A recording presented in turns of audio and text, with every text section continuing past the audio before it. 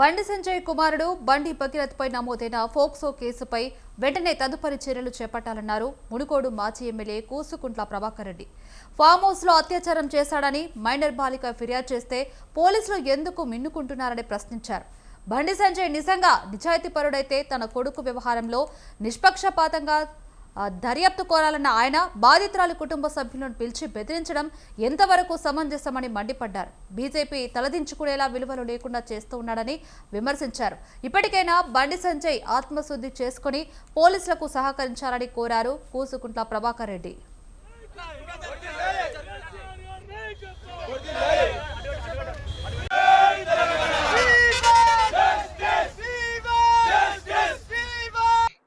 బండి సంజయ్ అనే ఒక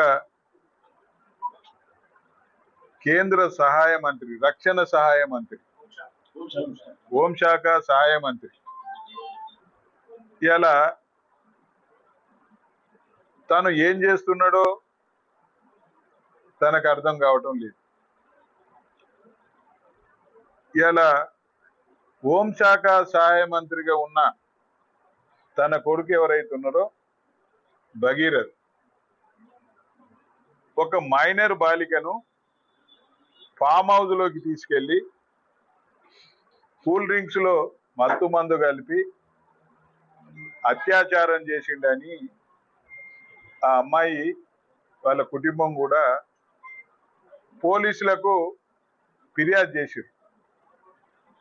గత 3 నెలలుగా ఫిర్యాదు చేసినా కానీ ఏ పోలీసులు ఎవరు కూడా పట్టించుకోలేని పరిస్థితులలో వాళ్ళు BRS party working president KTR ను ఆశ్రయించిన సందర్భం కూడా ఈ ప్రాంత ప్రజలందరూ కూడా ఈ తెలంగాణ ప్రజలందరూ కూడా తెలుసు. కానీ తాను సందర్భం వచ్చినప్పుడు ఏం మాట్లాడుతూ ఉన్నాడు అంటే, నేను ఒక నిజాయితీ పరుణ్ణి, నేను జై శ్రీరామ భక్తుణ్ణి, నేను ఒక బీజేపీ నాయకుడిని, కేంద్ర మంత్రిని అని చెప్తా ఉన్నాడు. ఎప్పటికప్పుడు ఓపెన్ గానే ఉంటాను అని చెప్పింది.